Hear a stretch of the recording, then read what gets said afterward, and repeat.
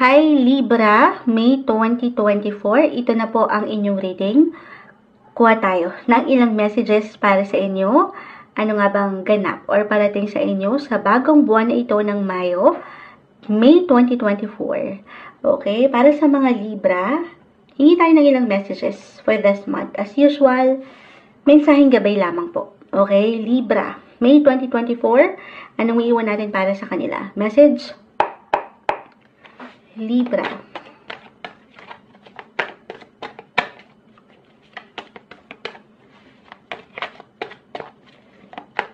Libra.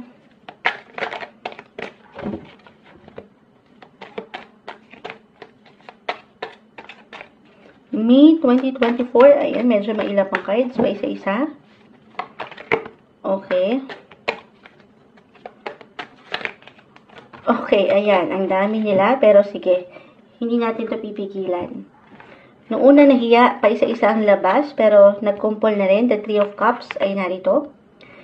3, 6 of Cups, 7 of Cups. All are in reverse. The Strength card. The Ace of Pentacles. The Knight of Swords. And the 3 of Swords.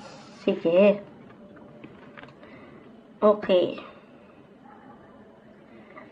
6 and 7 of Cups. Okay. So, dito parang ang daming ganap. Ang daming maaring ihain sa inyo. Sa inyong hapagkainan. Ayan, i-claim na natin. Maraming pagkain. Pagkain na naman po si Moonchild. Hindi. You will have too much on your plate this month. Okay, unahin natin. Pagdating sa trabaho, okay? Or sa pag-aaral, kung kayo yung mga estudyante pa lang. Maring merong ilang pagkakasabay-sabay ng ilang gawain, responsibilidad, na of course, ay hindi madali. So dito, paangatin mo, Libra, yung iyong multitasking na ability. Actually, very flexible ka naman eh.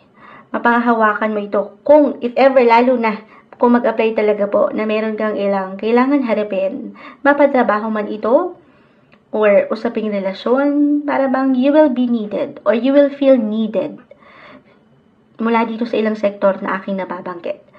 Pero, iwas sa pressure, okay, isa-isa lang, take it easy, it's okay to pause, Libra, wag ma-pressure sa buhay, or sa ilang requests, kahilingan, ng ilang tao sa iyong paligid. It could be your boss, or your boyfriend, your girlfriend. Isa-isa lang. Okay? Ano pat, Moonchild? Andito naman ang inyong strength eh. The Strength card, ayan, yung pinaka-word, meron kayong lakas. Marahil kayo umangat ito, dito kayo hugot sa inyong sarili ng lakas. Meron kayo niyan. Sa kabila ng minsan, parang feeling nyo ang draining, okay? Or parang nakakapagod din. Siyempre pa, tao lang din tayo. And as a Libra, you're all about balance. Wala kayong ibang hiniling or yung pinaka-mission na tinitingnan nyo sa inyong buhay ay kung saan dapat pantay ang lahat. I mean, lahat na pag-aalayan nyo ng sapat na enerhiya, maparelasyon man, pamilya, trabaho, ayan, na ang ganda. Kasi gusto nyo lahat kalma. Gusto nyo andyan yung comfort, yung security ng bawat isa.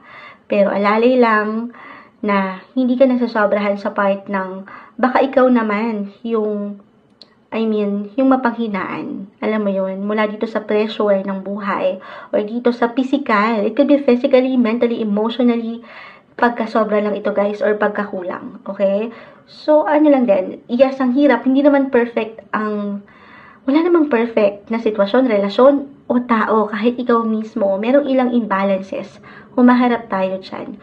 Iwasan lang ang bukod sa ma-pressure, kasi ang ilan dito, merong tendency ng pagka-perfectionist this month. Reversal tayo every time, sabi ko nga, baka ito ay iparating sa inyo. Halimbawa, kailanganin kayo ng ilang taong ito sa inyong paligid, sa trabaho, it could be your boss, your client. So, parang ang ilan, maaring maging kumbaga, yung nakakataas yung feeling. At dito, mapupunan kayo ng pressure, ng pag-aalala na ayaw natin. Okay? Lagi mong iisipin na as long as ibinibigay mo lang yung iyong lakas, yung strength mo, yung makakaya mo, yung best mo sa iyong ginagawa. Maging ano pa man yan, walang malalim dito na magiging problema. Okay? Okay. Para bang andito yung concentration sa ilang ganap na ito na pwedeng ihain sa inyo ng buhay. Okay. Auto indication guys, if ever hindi mag-apply yon, just only take what resonate po. This is a general message. Kahit pa pare-pareho po kayo ng sign sa Libra, sa realidad, tayo ay magkakaiba ng posisyon, sitwasyon, ganyan. Okay, maaaring meron ditong pagbabalik. Okay, or magbabalik tanaw ang ilan sa inyo. Or ngayon pa lang, naramdam na ito na merong nagbabalik mula sa nakalipas. It could be an ex-friendship or an ex-partner or kababata nyo ito. At ito magkakaroon ng or mapapaangat yung connection, merong reconnection or even reconciliation para sa ilan na hindi nagkaroon ng magandang pagtatapos or nagkaroon kayo somehow nung tension in the past. Okay, andito kasi yung paghilom ng ilang bagay. At ito, ma-workout nyo na ng mas balance ang ilang sitwasyon. Okay. Other messages, kung hindi pa rin yun mag-apply, the Seven of Cups, napakagandang indikasyon, the Ace of Pentacles, na sabi ko nga, maraming pwedeng ihain sa inyong oportunidad. Sa kabila minsan, nung hindi mo pagkakita doon sa kabuang larawan pa ngayon. May pagkakataon na gano'n, may ilang kabagalan guys. Pero yan po ay meron dahilan. You just have to trust, of course, yung process na pwede mong pagdaanan. Pero andito yung ability mo to attract opportunity. It could be, again, offer, maging ano pa man, okay, kung saan nagbibigay diin ng inyong buhay right now. Meron at merong attraction, umaangat yung kalakasan nyo, yung power nyo, yung ability nyo to attract opportunity, money. Ayan. Basta't andito yung patuloy na pagbibigay, aksyon sa mga nais niyong gawin, walang imposible. May bagong simulain pa nga ang naghihintay. Meron at merong parating na opportunity. Marami. Limitless guys. The Seven of Cups ay narito. Minsan pa nga, sabi ko nga yung pressure. Baka dito mag-apply yun. Na ang ganda, yung pressure kung anong pipiliin mong offer or kung anong tatahakin mong lugar when it comes to travel. Kung para sa ilan sa inyo, doon ito magbigay diin.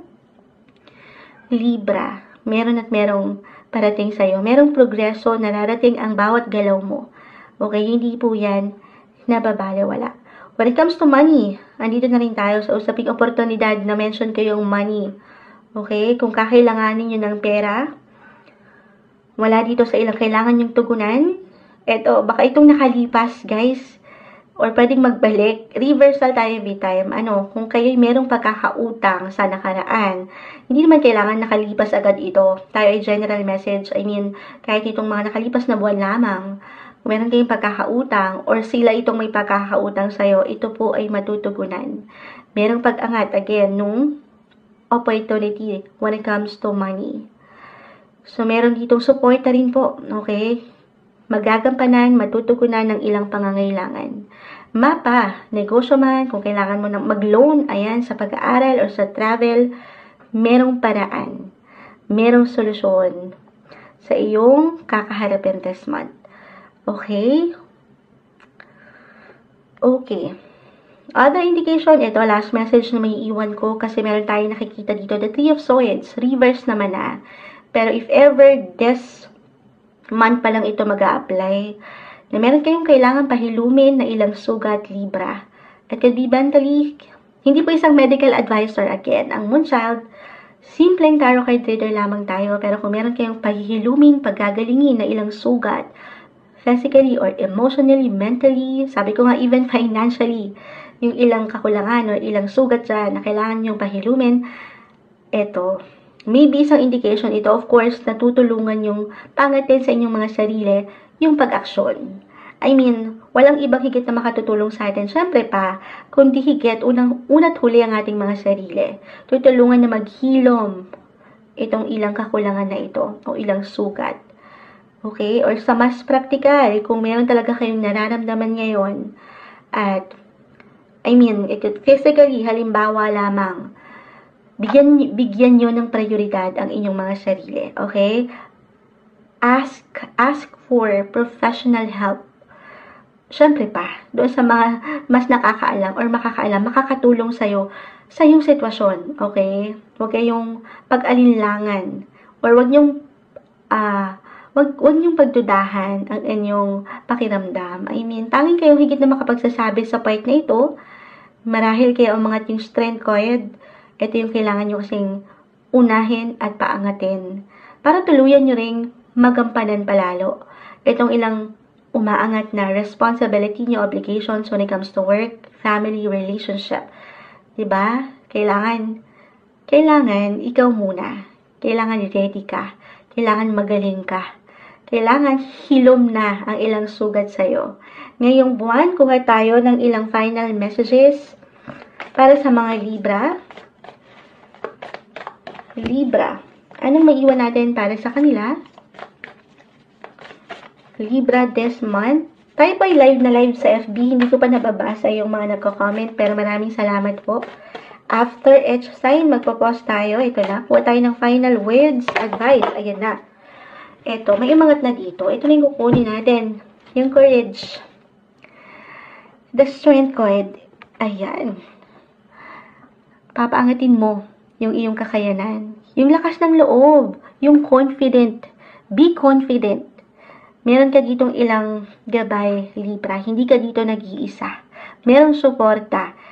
Pero aking uulitin, lagi mo lang din i-remind ang iyong sarili na una't huli sa lahat, kailangan papaangatin mo muna yung kalakasan na meron ka sa iyong sarili. Para kahit wala itong ilang tao sa iyong paligid, mapanghinaan ka man at one point, ay kaya mong bumangon. Kaya mong tumayo sa iyong sariling mga paa. Laksan mo lang ang iyong loob, okay? Patuloy na tiwala sa iyong kakayanan dahil meron kang lakas, meron kang abilidad, meron kang power. Para sa inyo, ngayong buwan, May 2024, Libra.